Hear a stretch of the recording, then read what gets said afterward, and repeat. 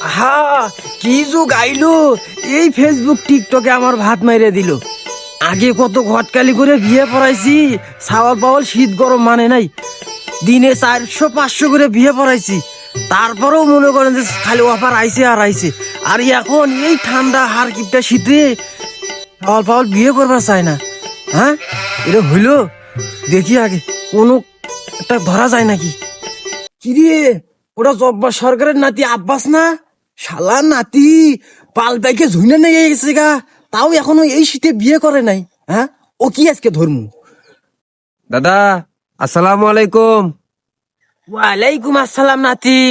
দাদা, এই কনকনে ঠান্ডার ভিতর দাদিরে ছেড়ে তুমি কই যাও?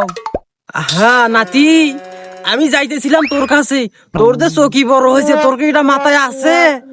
আহা দাদা, তুমি তো আমার মনের কথাই কইলা। আমার দাদারে কত কইলাম তোমার কাছে যাওয়ার লেগে। এই শীতে আমি একা থাকি, এই কষ্টটা শুধু তুমিই বুঝলা দাদা। হ নাতি, তোর দাদা সারাদিন খালি চার দোকানে ইটি উঠি যায়, বিড়ি ফুকায়। তাই নয় একলাই মজা মারছে, তার যে আরো নাতি বুদ্ধি আছে, তার কি সেগুলো খেয়াল আছে?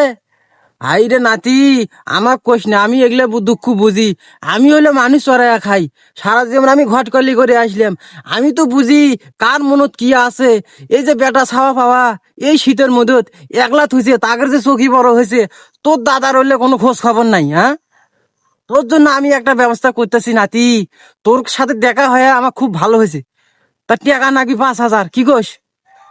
পাস না, দাদার পকেট থেকে তোমার 10 এনে দিমু, তাও তুমি এই শীতের কষ্ট থেকে আমার উদ্ধার করো।